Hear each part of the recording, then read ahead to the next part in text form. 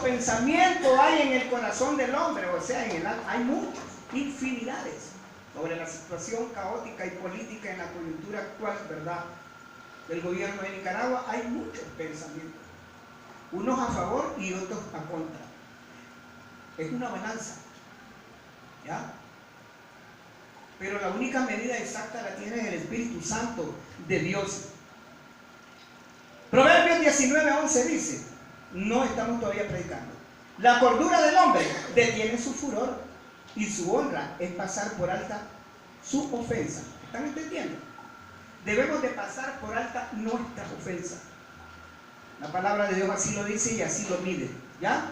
Porque dice que la cordura, ustedes saben qué cosa es cordura, ¿ya? Detiene el furor.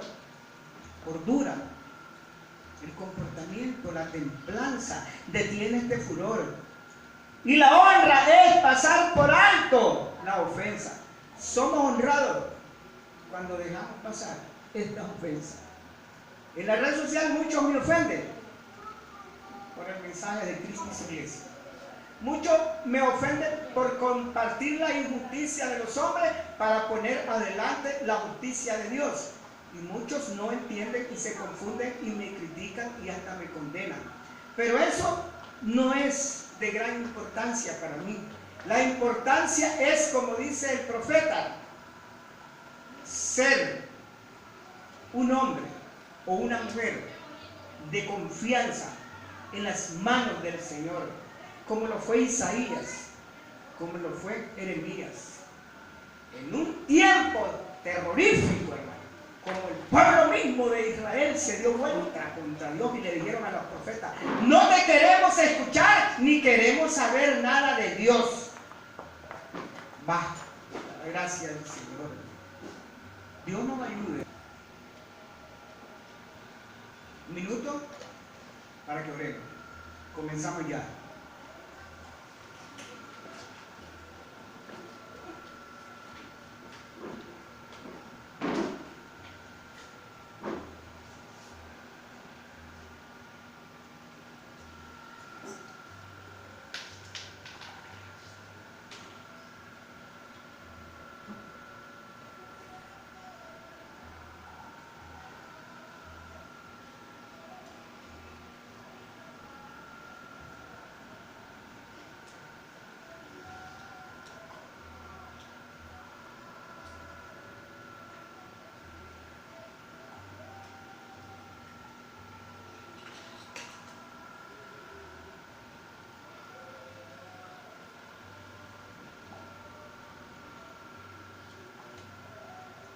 Gloria a Dios. Amén. Damos inicio, siéntense, hermanos, a la lectura de la palabra de Dios profética en el libro de los Hechos, el capítulo 20. Vamos a leer el 28, el 29 y el 30.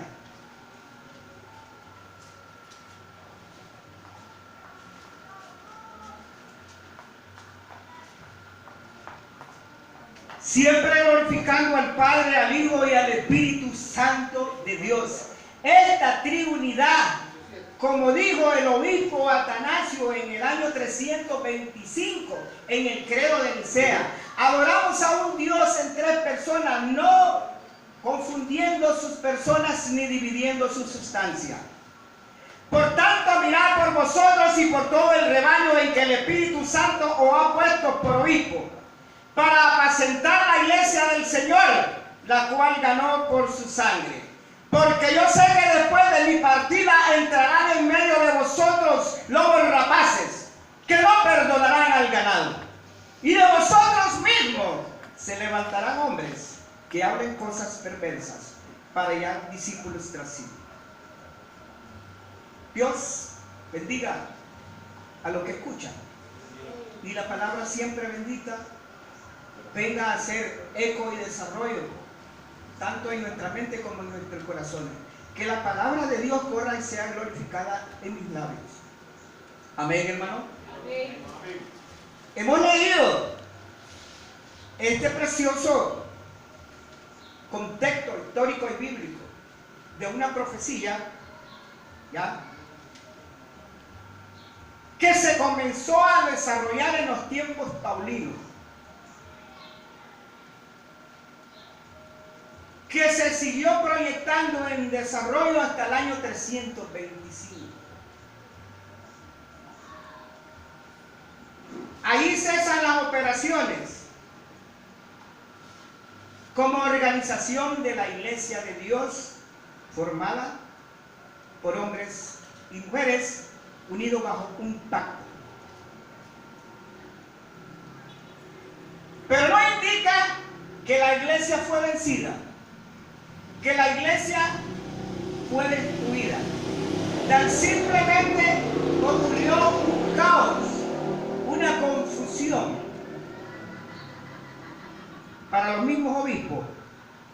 Esos 300 y pico de obispos que tuvieron en el concilio de Nicea, llamado por el emperador Constantino, no fue ni nada más que una manipulación, casi por no decirlo, de orden ecuménica,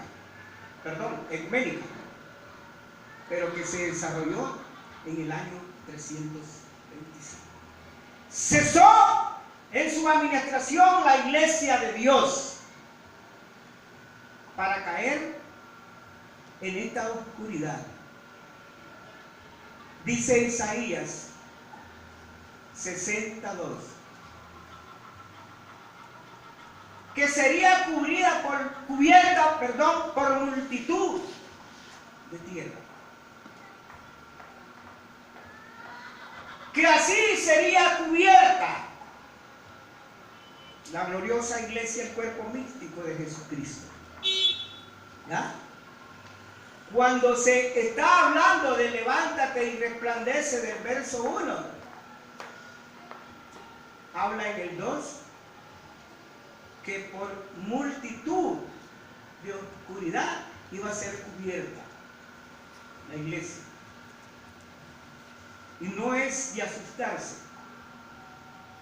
Malaquías, el último de los profetas, dejó de hablar, se dejó de escuchar la voz de Dios, pero no para siempre. Transcurrieron 400 años hasta que Mateo viene hablando de la llegada del Mesías, del encuentro de Cristo con el pueblo del pacto Israel. Era menester primeramente buscar a las ovejas de Israel. Pero se llega el tiempo en que Juan el Evangelista dice en el capítulo 1, 11 y 12: a los suyos vino, mas los suyos no los recibieron, pero más a los que le recibieron Dios le dio potestad de ser llamados hijos de Dios. Juan 5:43 dice: no me escuchaste a mí, pero de seguro que tendréis que escuchar a aquel que va a venir en su propio nombre. ¿Quién es? El anticristo. Algo escatológico que tendrá que suceder. El cuerpo místico de Cristo ha pasado y falta la última opción escatológica, como es el arrebatamiento de la iglesia de Dios. Quiero hacer una oración por la introducción de lo que vamos a alimentarnos en esta noche de su palabra profética, fundamental de los apóstoles. La iglesia fue edificada bajo el fundamento de los apóstoles y de los profetas que hablaron de ella misma en el Antiguo Testamento. Efesios 2:20. Ya.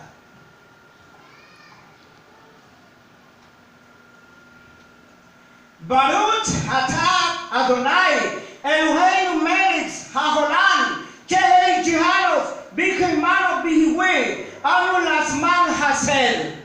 Esta es una oración hebrea que dice de la siguiente manera en español: alabado seas, oh Señor, Dios nuestro, que nos has preservado con vida, nos has dado perseverancia y nos has guiado hasta este momento. Amén. Pueden darle un aplauso a Hashem, a Adonai, a Elohim, al Dios Todopoderoso, al quien se despojó de su Hijo para venir a edificar un nuevo pueblo, una nueva nación, la iglesia de Dios, quien la compró con sangre vertida de uno de los costados de las costillas del cuerpo de Cristo. Por eso es que nosotros somos las costillas y somos el cuerpo místico del Señor Jesús. ¿Ven, hermano? ¿Están entendiendo? Sobre las profecías, mira de Hechos 20:28. Pablo repitió este llamado a Timoteo para examinarse a sí mismo, ya que su joven hijo en la fe, siervo, como pastor en la congregación de la iglesia de Dios en los Efesios. Primera de Timoteo 4:16. Segunda de Timoteo 2:20-21. El apóstol habla que el Espíritu ha puesto como obispo en su iglesia. Obispo equivale al de anciano y pastores. Primera de Timoteo 3:1. La palabra obispo hace hincapié en la responsabilidad de los líderes de supervisar, vigilar y proteger a su congregación en su uso apropiado del término, en el contexto de una advertencia en contra de los falsos maestros. Este es el contexto, ¿verdad?, de estos falsos maestros. Es algo con que Pablo le escribe al joven Timoteo. El gobierno de la iglesia de Dios bajo la teocracia, que a veces reducimos a mínimo, o a la autoridad bíblica de los ancianos para favorecer un proceso cultural, democrático. Esto es ajeno al Nuevo Testamento. Esto no va con el cuerpo místico de Cristo. Aquí no podemos ser favorecidos a una cultura de hombres, ni tampoco a actos democráticos, porque la iglesia se rige bajo un gobierno teocrático, como lo fue el antiguo pueblo de Israel. ¿Ven, hermano? Primera de Tesalonicenses 5:12-13. Hechos 13:17. Aquí está cómo se rige la iglesia bajo el gobierno teocrático y no bajo la democracia. Y Hechos 20:29. Esta metáfora para la iglesia se encuentra en Hechos 20, el verso 30. Dice que de nosotros mismos saldrían los enemigos y los que dividirían al cuerpo místico de Cristo. Todavía estos serían más letales que los ataques provenientes de afuera de la iglesia. Son más peligrosos los ataques internos que los que vengan de afuera. Amén. Son las mismas diserciones que están dentro de la iglesia. Hay veces estamos unos con otros en una situación de división. Yo creo esto y yo creo el otro. Pero nunca recurren a un anciano, a un maestro, a un líder para ser enseñados y que los saque de cualquier error que estén cometiendo. Se rigen por su propio razonamiento mal, porque no son divinos. Porque nosotros, como nos dije, y lo digo el proverbista Salomón, vamos a deponer ante todo y todo lo que tenemos, la razón, la inteligencia y el corazón, a los pies del Espíritu Santo. Amén.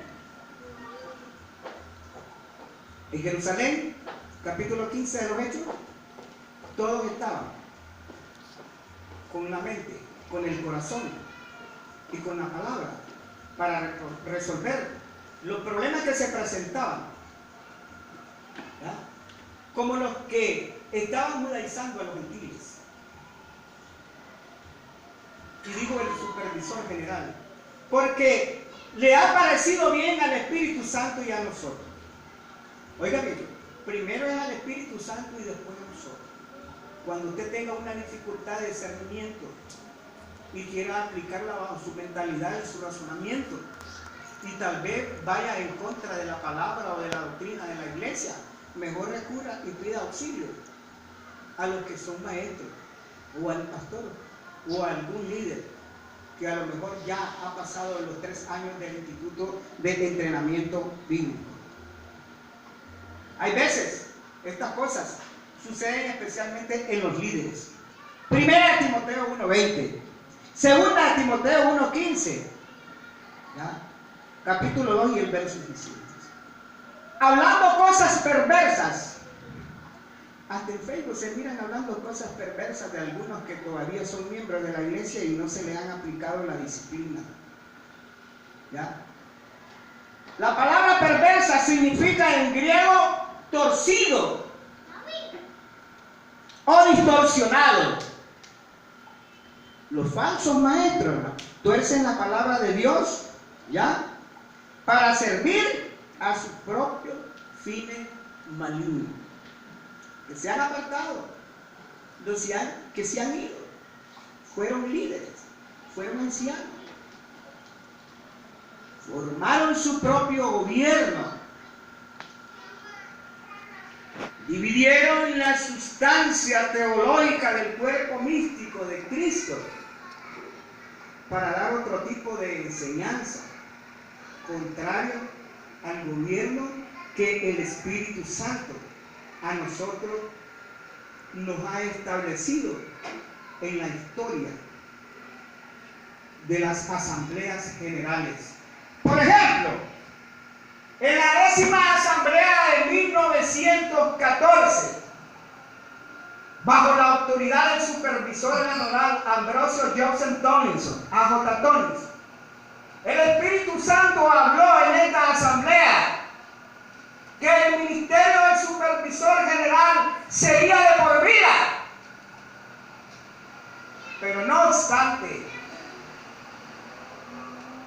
en 1990, cuando el hijo de A.J. Tomlinson, que ya había pasado a la presencia del Señor y otorgaba el cargo de supervisor general, el hermano M.A. Tomlinson, ya en su estado de vejez,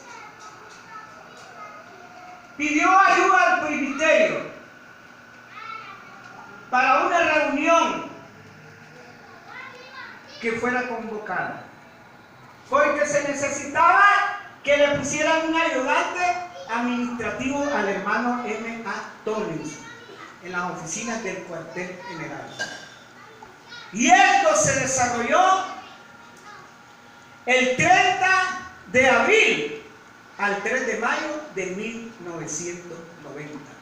Y existe un libro, propiedad de la Iglesia de Dios de la Profecía, quien redactó todos los acontecimientos de estos 3 días. Y sobresalta la persona del supervisor general pidiéndole la renuncia, apartándolo del ministerio, desobedeciendo la voz del Espíritu Santo en la 10ª asamblea del año 1914, para convocar a votos democráticos, donde levantaron una cantidad de 43 votos contra 34 que se oponían. Y así, de esta manera, eligen a Billy Murray de una forma democrática. ¿Quiénes son los que celebran el 115 aniversario? Los apóstoles, los parejas, los mormones, los musulmanes, los adventistas, los apostólicos, los pentecostales, los testigos de Jehová. ¿Quiénes? Por favor, ¿quiénes? Los miembros en propiedad de la iglesia de Dios, de las Escrituras, unidos bajo un pacto. Mientras este pacto no esté bajo la unción de Dios en la vida del corazón del miembro de la iglesia, la visión jamás podrá estar en la vida de un creyente miembro en la iglesia. Pero cuando esta visión es otorgada por el Espíritu Santo de Dios y la persona miembro de la iglesia la manifiesta en su conducta, en su comportamiento, en su ética y en su presencia, está dispuesto al sacrificio,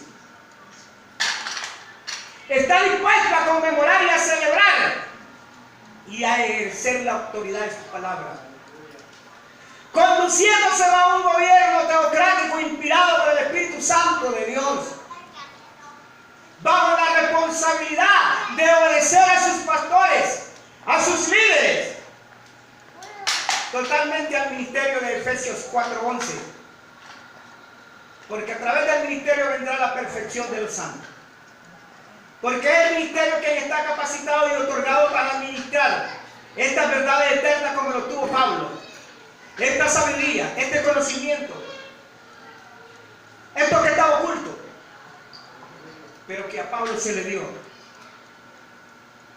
no por parte de los hombres o de los ministros, sino que fue tan especial que fue raptado, fue arrebatado y recibió todo esto allá y vino a ser un apóstol de los gentiles, un apóstol de la iglesia de Dios que está conformada por judíos y gentiles y todas las naciones que vengan a pactar con Jesucristo, el Hijo de Dios. Amén. No es de confusión su palabra.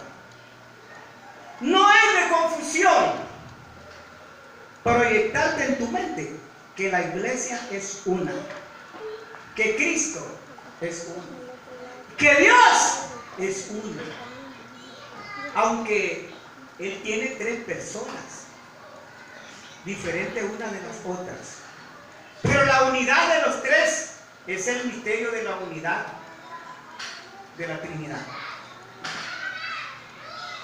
La unidad, no la unión de Cristo y de su iglesia, es un misterio oculto que solamente se adquiere por una revelación divina. El Señor sube a Marcos 3:13, Mateo 16, 18, 19 y estableció, dice, su iglesia, la organizó. ¿Ya?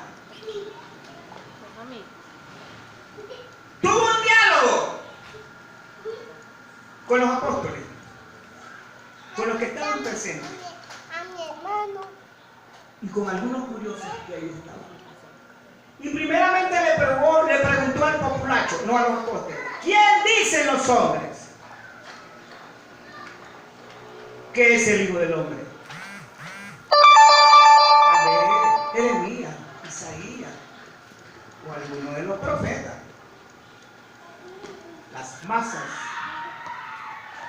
oyentes no pudieron, aunque pudiera decir que en muchas ocasiones seguían a Jesús y estuvieron con Él en varias partes donde Él se sentaba o se subía a aquellas barquitas a predicar el mensaje salvador. Y tal vez los curiosos, por querer saber qué tipo de doctrina o enseñanza traía este hombre. Pero Jesús volvió su rostro hacia los 12 y les dice, oigan bien, y vosotros, ustedes apóstoles,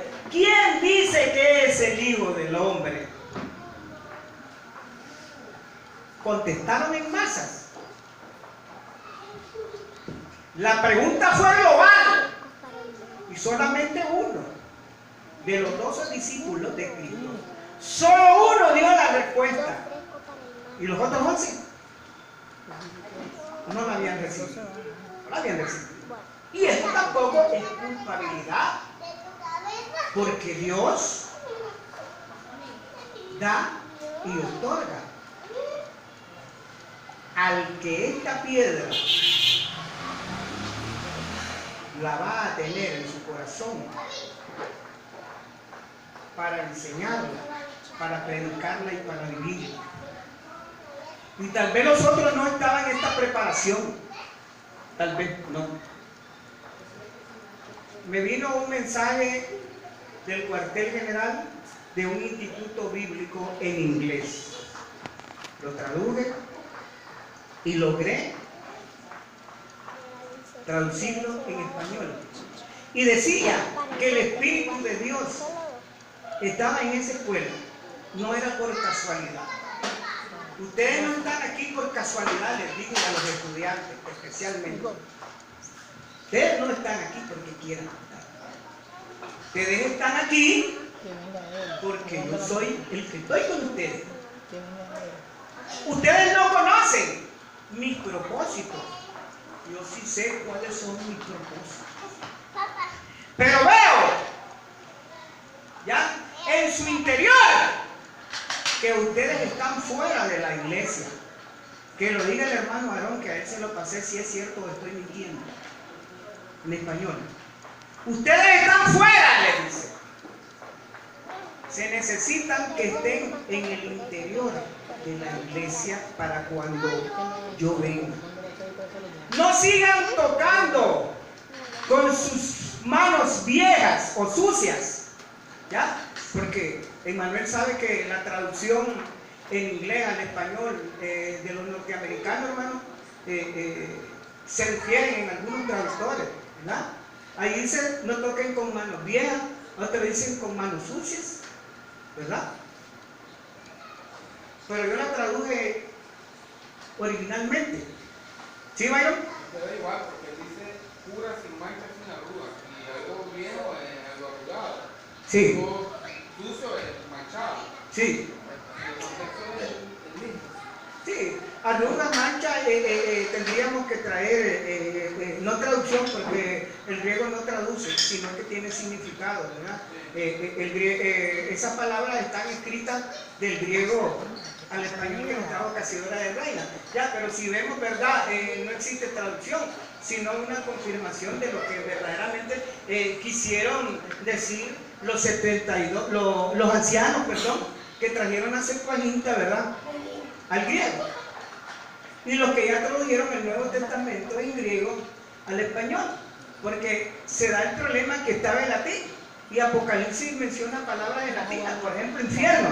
Infierno no es griego. Infierno es una palabra en latín. ¿Ya? Entonces, hay veces los idiomas no tienen una buena interpretación de traducción.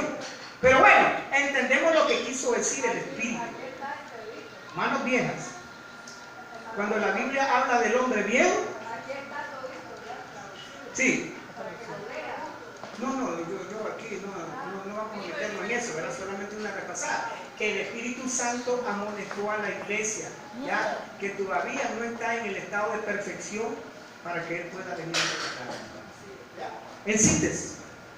Pero bueno, lo dije, no me voy a meter eso, porque lo que estamos tratando es de que entendamos la historia del levántate y del resplandece. Pablo fue el que tiró esta profecía, no solo una, sino varias veces. ¿Ya?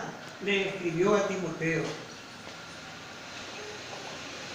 Y esto llegó a concluir en el año 325. Pablo tuvo que contender, ¿ya?, con los estoicos, con los epicúreos y con la doctrina gnóstica de Alejandría, donde estaba la crema innata de la filosofía griega y romana. Pero bajo la muerte de Pablo y bajo la muerte del último apóstol Juan, quedaron en manos de otro obispo, la iglesia de Dios. Pero la profecía tendría que ser cumplida. Tendría que ser cumplida. Aunque hubieron buenos obispos. El que repuso al pastor de la iglesia de los judíos en Jerusalén. El que repuso a Timoteo en los Efesios.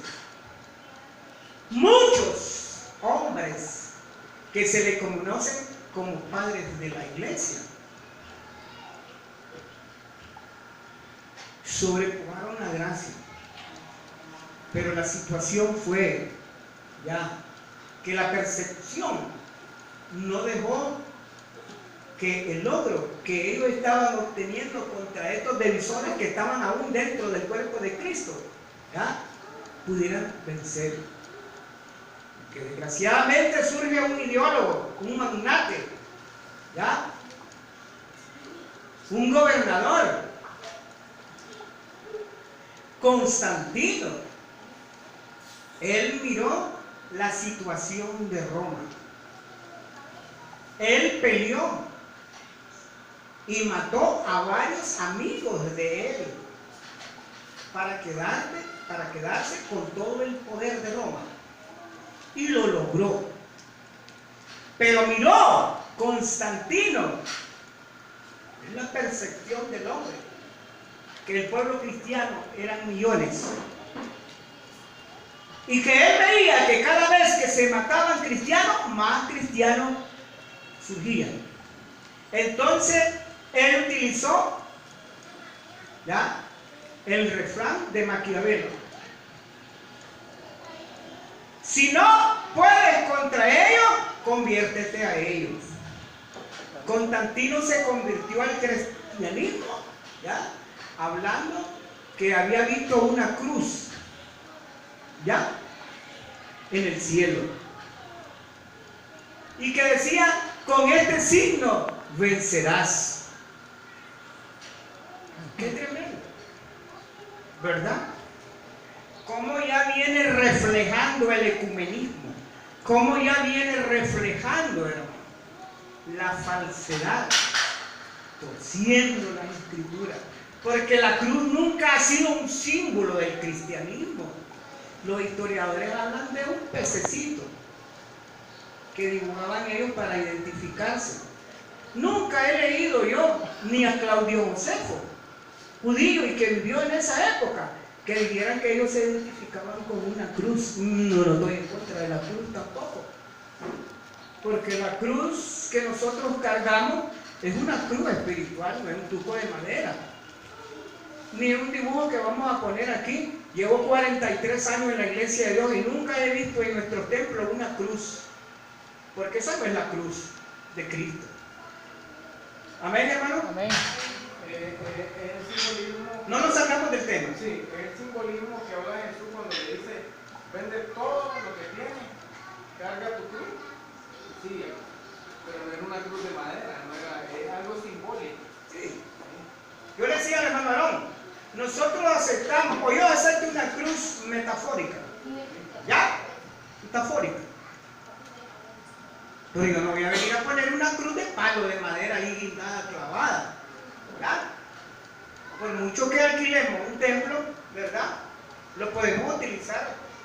Una hermana de los Estados Unidos me preguntó y me dice, ¿por qué ustedes estuvieron reunidos en la Convención Nacional donde ahí está una cruz?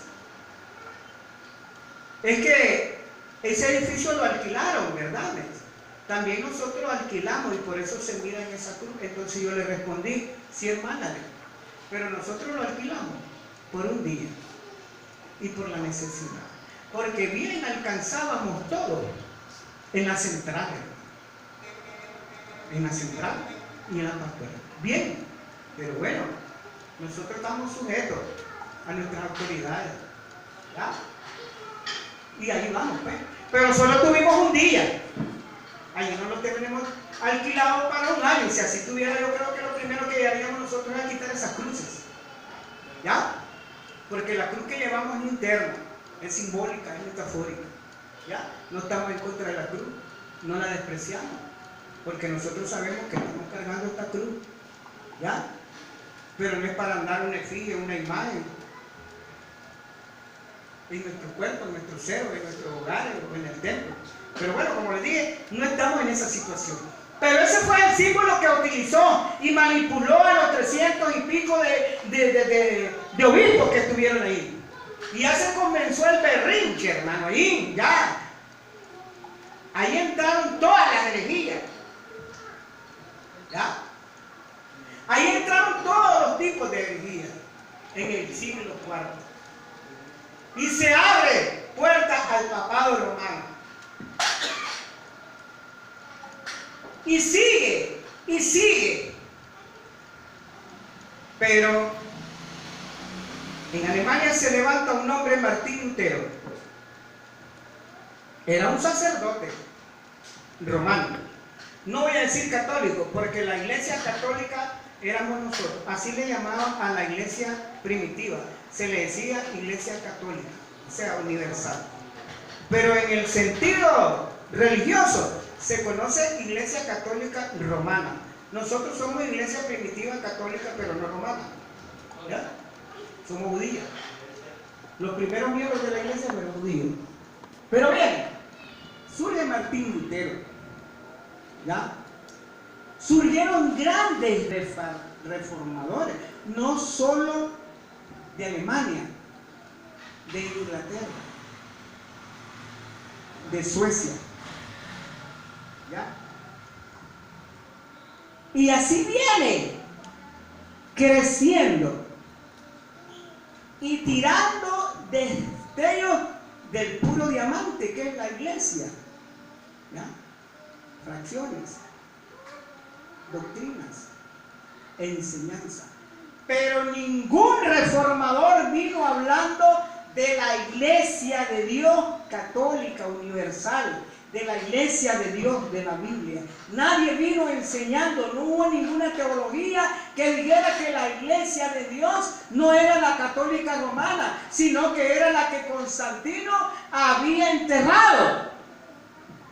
No, señores, yo he leído todas las teologías y ninguna afirma, ningún teólogo, nadie.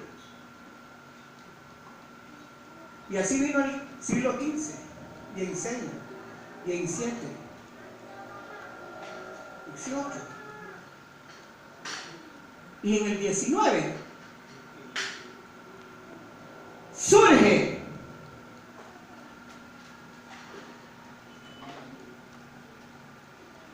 una gran manifestación de creyentes nacidos de nuevo, que había sido esto por la providencia de Dios. Unos cuantos creyentes en Tennessee, Cleveland, los Estados Unidos de Norteamérica. Esto quedaba al este de Carolina del Norte. Ahí hubo un levantamiento, una manifestación grande de los hermanos Wesley, Juan Wesley y Carlos Wesley, en el siglo XIX. Y se comenzó a predicar la enseñanza de la santificación, tal como hoy nosotros la tenemos en las Escrituras. Luego vino un anciano hablando del bautismo y del Espíritu Santo. Y se desató, hermano, grandemente el bautismo del Espíritu Santo, allí al lado de Carolina del Norte, en Tennessee. ¿Ya?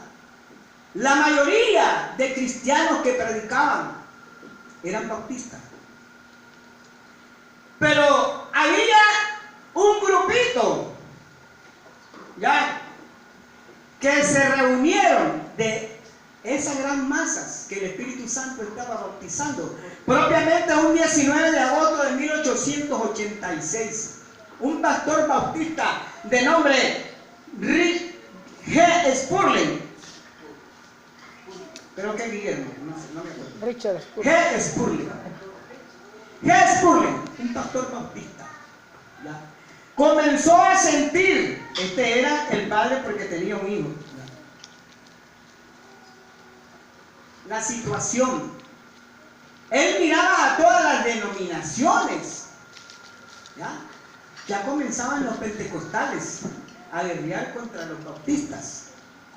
Y esto trajo una gran represión para aquellos creyentes verdaderos que no pensaban ni razonaban de esta manera, ¿ya? Richard Spurgeon, padre, no le gustó, no le agradó este tipo de enseñanzas teológicas de estas denominaciones. Él se apartó, convocó a un grupo que huían de la persecución donde les quemaban sus casitas de oraciones. Fue una gran persecución de evangélicos bautistas contra los pentecostales y una gran revuelta que hubo ahí, que hubieron muertos fuertemente. Pero este varón citó a una reunión, ¿ya? Como no tenían donde reunirse porque le habían quemado su choza, lo hicieron esta reunión, ¿ya? En un hogar, en un lugar que se llama, o que se llama porque todavía existe, Barney Creek, ¿ya? Es un condado de Monroe, Tennessee. Allí, en esa reunión que él tuvo con los que estaban siendo perseguidos, ¿verdad? Él habló de un mensaje, de un sermón acerca de un pacto de confraternidad. En su sermón, este hombre bautista, este pastor, ¿ya? Enfatizó 4 puntos vitales. Oigan bien, 4 puntos vitales. Lo que quiero decirle es historia y gobierno.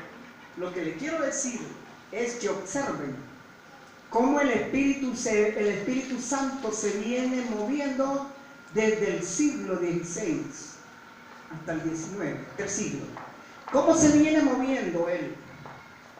Viene apareciendo un pedazo de la doctrina de la santidad, de la santificación, del bautismo del Espíritu Santo, de la justificación, de la regeneración, del nuevo nacimiento. Así vienen apareciendo destellos del verdadero diamante. Pero bueno, estos 4 puntos son liberación de los credos y tradiciones de los hombres. Oigan bien, oigan bien. De los credos y tradiciones de los hombres. Disposición para tomar el Nuevo Testamento como su única regla de fe y práctica. 3.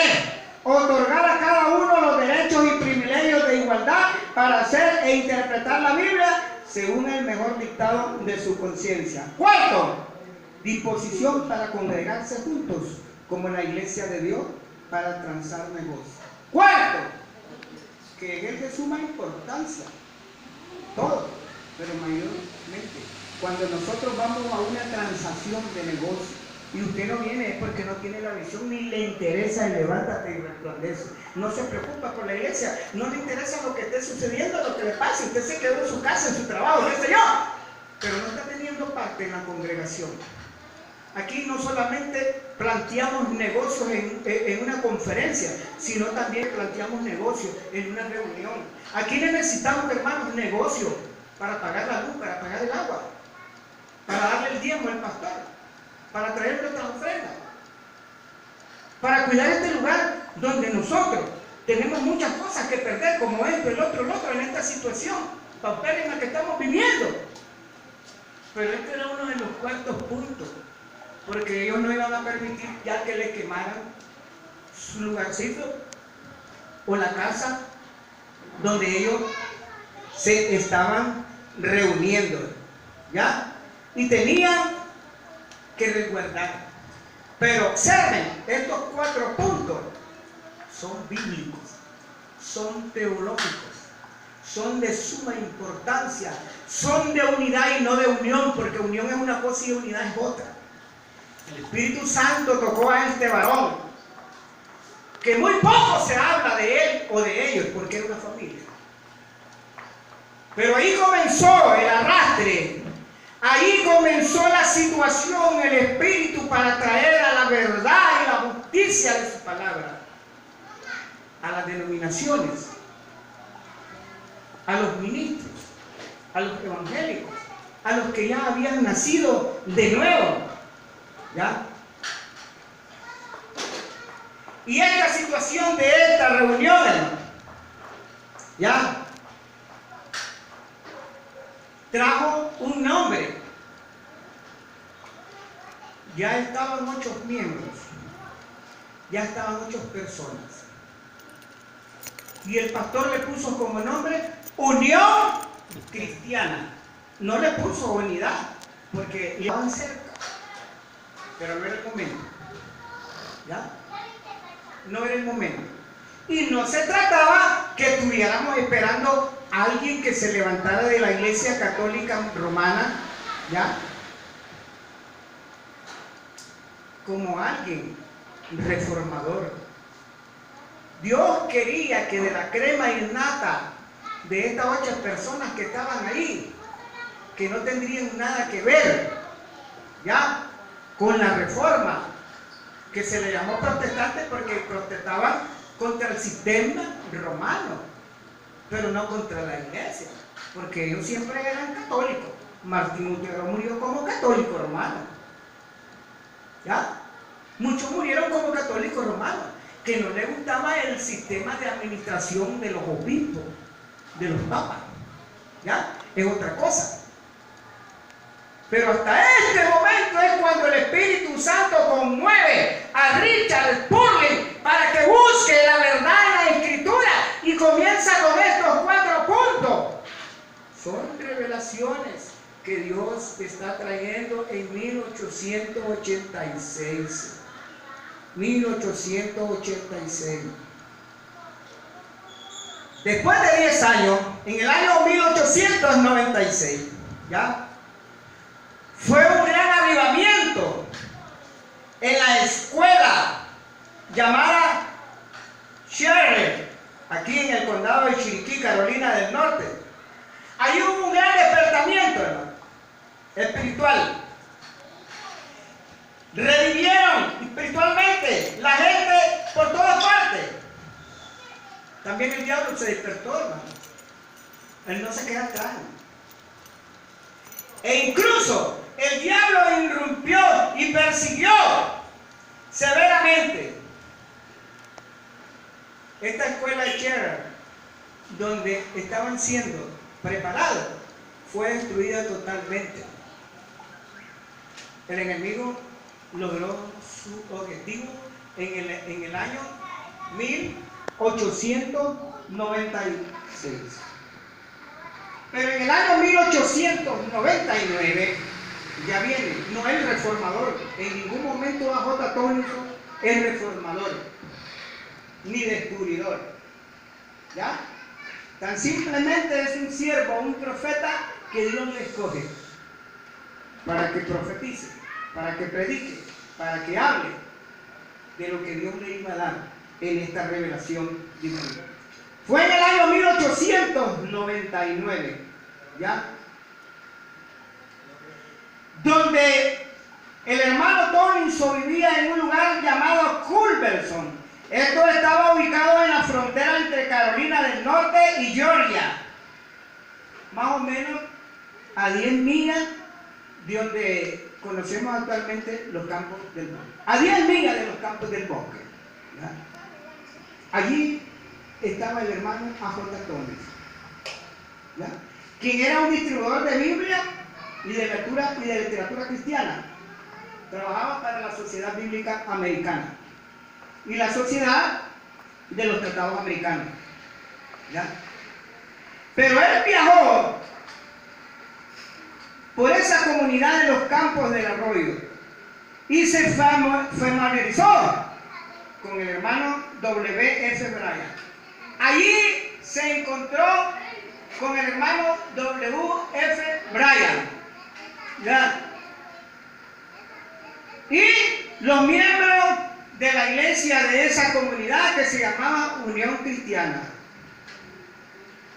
1996, él jaló para el lugar de los Campos del Bosque, Carolina del Norte, Cleveland. Se encontró con este amigo y ahí se reunían en la casa como el lugar donde adoraban a Dios, que era también este ministro bautista, ¿ya? El hermano Brian. Ahí se reunieron a J. Tomlinson y toda esta comunidad. Pero este grupo, ya, cuando el hermano Tomlinson llegó en 1902, donde él vivía, y llegó a habitar a Carolina del Norte en 1902, ahí estuvo él un año.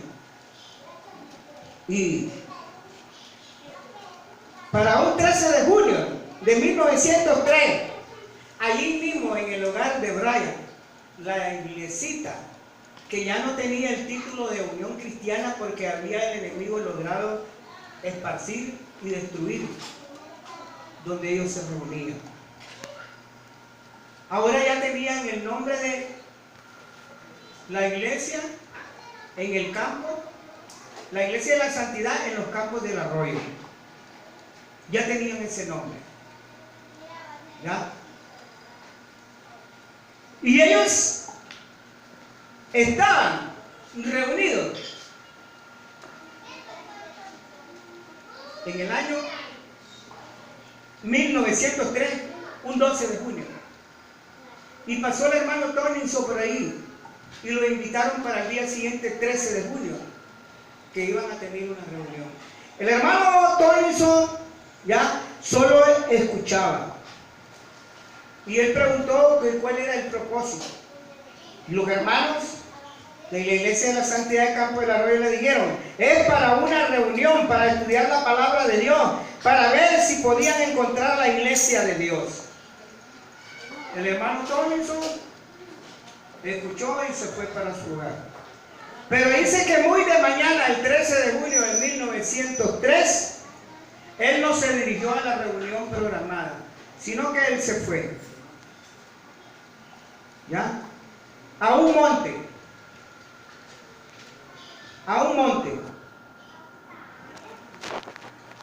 Y en ese monte comenzó a orar, comenzó a clamar.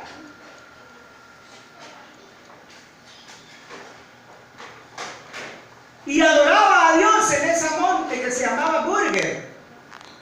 Y pedía a él revelación y revelación para esta iglesia de la santidad en los campos de la Arroyo. Y el hermano Tomlinson, después que bajó de ese lugar, llegó ya un poco tarde a la reunión y les preguntó qué han encontrado y en qué han quedado. Ya el hermano pastor de la iglesia de ese tiempo, ¿verdad?, no era el padre que había convocado en la iglesia conocida como Unión Cristiana, ¿ya?, por el pastor Spurling. El padre ya había muerto. A lo mejor no nos señala cómo fue su muerte, pero había muerto, ¿ya? Pero el hijo que quedaba se hizo cargo de ser el pastor de la iglesia. Allí preguntó el hermano A. J. Tomlinson y ahí se le respondió que ellos habían creído que esta era la iglesia de Dios. El hermano Tomlinson de inmediato dijo que sí era la iglesia de Dios y pidió que se le añadiera. Allí se le hizo el pacto con los 4 puntos del padre, ¿ya?, de el hermano Spurling.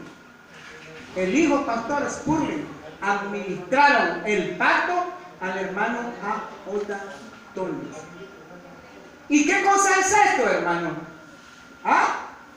Vámonos al Salmo 132, 6. Salmo 132, 6. Pero voy a dar lectura al 4.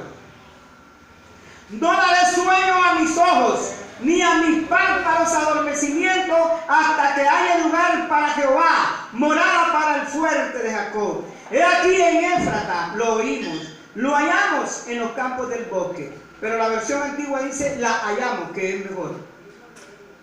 Entraremos en su tabernáculo y nos postraremos ante el estrado de sus pies. ¿Están escuchando, hermano? Dios no iba a dar sueño a sus ojos, ni sus párpados iban a estar adormecidos para levantar a la iglesia de Dios de las Escrituras en el estado que había caído ella. Un estado de separación. En la iglesia de Dios, como una institución, como una organización de hombres, unida bajo un pacto de Dios en este periodo de gracia. La iglesia administrativamente estaba, como dejó el volcán Vesubio en Pompeya, bajo las cenizas. Así estaba. Pero la iglesia no estaba destruida. Porque ellos encontraron a la iglesia en la Escritura. Y ahí surge nuevamente la iglesia. Sale de la Escritura. Ella no había desaparecido. Ella no estaba.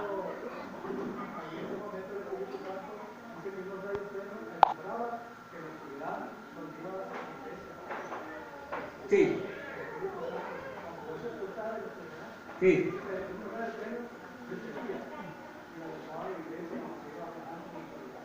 Sí. Entonces, ella no estaba organizada. Ella no se encontraba. ¿Ya? Pero cuando la revelación divina al hermano A.J. Tony, al pastor Spurling, hijo del pastor Spurling viejo, y la pequeña congregación llamada la Iglesia de la Santidad en los Campos del Arroyo, recibieron esta revelación. 8 miembros con el hermano A.J. Tony. ¿Ya? Y algo que entendemos, que es que en ese momento el Señor abre sus ojos. Ya no hay más sueño, ya no hay más adormecimiento, hasta que Él halló lugar para Hashem, para el Eterno, para Jehová. Porque la iglesia es la morada y es el fuerte de Israel. La iglesia fue creada para dar entrada al pueblo del pacto, a Israel. Pero ellos lo rechazaron, no quisieron. Dios tuvo que llamar a otro pueblo que no era su pueblo. Porque la morada de Dios, de Jehová, tenía que ser ese fuerte de Israel. Por eso Pablo enfatiza en el capítulo 9 de los Romanos y el capítulo 11, ¿ya? Por causa de los judíos vino la salvación a nosotros los gentiles. Por esa causa de ellos eran el fuerte de Dios en su tabernáculo. Pero ahora es la iglesia de Dios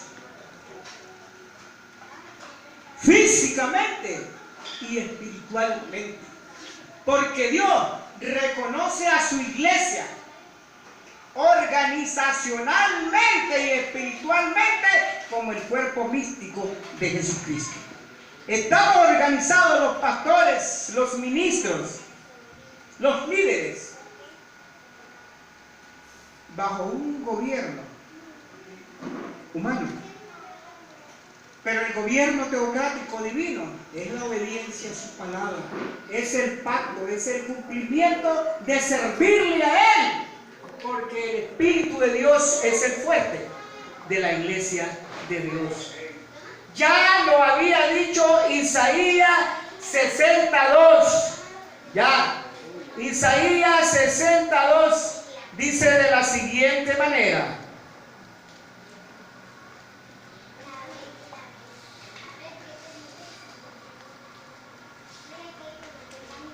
oigan bien, porque he aquí que tinieblas cubrirán la tierra y oscuridad las naciones, mas sobre ti amanecerá Jehová, y sobre ti será vista su gloria, y andarán las naciones a tu luz y los reyes al resplandor de tu nacimiento. ¿Están escuchando?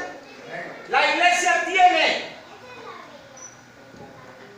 un proyecto de preparación para darle a conocer a los hombres y mujeres su misterio, algo que Pablo nos dejó a nosotros como un legado. Darle a conocer el ministerio de Cristo y su iglesia. Darle a conocer que es una iglesia exclusiva la que el Señor ha establecido. Tanto los reyes y todos los gobernantes de la tierra tendrán que venir al resplandor de su nacimiento. Ya Pablo lo dijo, para que la multiforme sabiduría de Dios hoy sea notificada por la iglesia, a príncipes, a potestades, a gobernadores, etc. Es una relación de un texto con su contexto para comprender y entender cuando Dios nos quiere hablar. Porque dice que hay que levantarse y hay que resplandecer, porque ha venido la luz y la gloria de Jehová ha nacido sobre ti, aunque hubiera cubierto de tierra, ¿ya?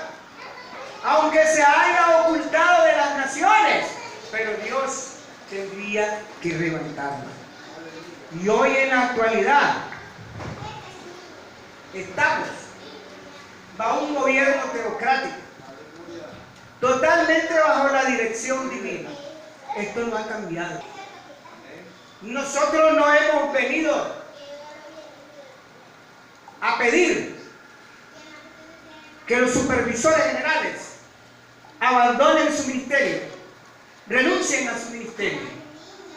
Pero hoy algunos hombres, como dijo Pablo, Hechos 20:28, que vienen vestidos de ovejas, pero que son lobos rapaces, ni tan siquiera han pedido renuncia, sino que se han puesto como supervisores generales, a tal extremo de formar un cuartel propio general.